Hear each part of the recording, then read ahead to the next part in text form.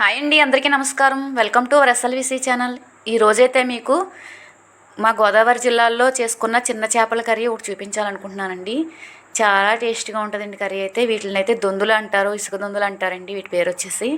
చాలా ఈజీగా అయితే అయిపోతుందండి ప్రాసెస్. మీకు టేస్ట్ కూడా చాలా బాగుంటుందండి. దీనికి కావాల్సిన పదార్థాలు అవి చూపించాలనుకుంటున్నాను మీకు.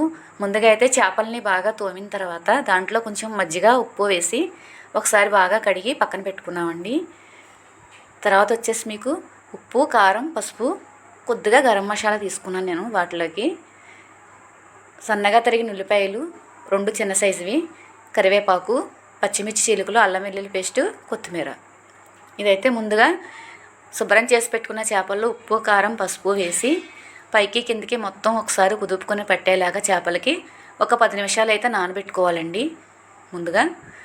తర్వాత వచ్చేసి స్టవ్ వెలిగించుకొని సరిపడినంత ఆయిల్ వేసుకున్నాను ఫిష్కి, కర్రీకి.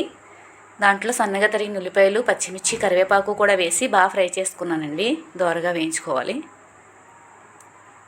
మీకు దోరగా వేగాలి అనుకుంటే కొద్దిసేపు మూత పెట్టుకుంటే గమ్ముని ఫ్రై అవుతాయండి ఆనియన్స్. నేనైతే కొద్దిసేపు మూత పెట్టానండి. ఆనియన్స్ అయితే బాగా ఫ్రై అయినాయండి చిన్నవి కాబట్టి. దీంట్లో అల్లం వెల్లుల్లి పేస్ట్ కూడా వేసి బాగా ఫ్రై చేసుకొని పచ్చివాసన పోయేంత వరకు కొద్దిగా మనం ముందుగా ఉప్పు, కారం వేసి పెట్టుకున్న చేపలు ఉన్నాయి కదండి, ముక్కల్ని తీసుకొచ్చి చిన్న సైజు చేపలని వేసేసుకుని దీంట్లో మనకి గరిట అయితే పెట్టకూడదండి చిన్న చేపల కర్రీకి. ఎప్పుడైనా సరే మనం అలా ఒకసారి సరి చేసుకుని వీటిని వెడల్పు గిన్నెలో అయితే పెట్టుకోవాలండి, అన్నీ సమానంగా పట్టేలాగా ఫిష్ కర్రీకి. అలాగా గిన్నెనే కుదుపుతూ ఉండాలండి ఎప్పుడైనా సరే. ఒకసారి కుదిపి దానికి సరిపడగా వాటర్ అయితే వేసుకునండి మూత పెట్టుకోవాలి. చాలా ఈజీగా అయితే అయిపోతుందండి కర్రీ. టేస్ట్ కూడా చాలా బాగుంటుందండి ఈ కర్రీ. మూత పెట్టుకుని సగం ఉడికిన తర్వాత మనం ముందుగా చూపించిన గరం మసాలా ఉంది కదండి, 1 స్పూన్ వరకు తీసుకున్నాం కదా, అది తీసుకొచ్చి దీంట్లో వేసుకోవాలండి. ఇప్పుడు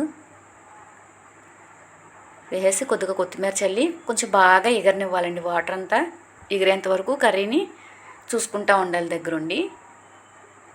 లో ఫ్లేమ్లో పెట్టుకున్నా పర్వాలేదు, మన దగ్గర ఉంటే కొంచెం హైలో పెట్టుకున్నా వెంటనే అయిపోతుందండి కర్రీ.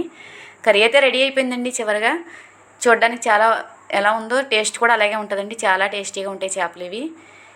చాలామంది తెలుసు అనుకుంటున్నానండి ఇసుక దొందులు అనేసి. కర్రీ అయితే రెడీ అయిపోయిందండి. మా వీడియో నచ్చింది అనుకుంటున్నాను. Thank you.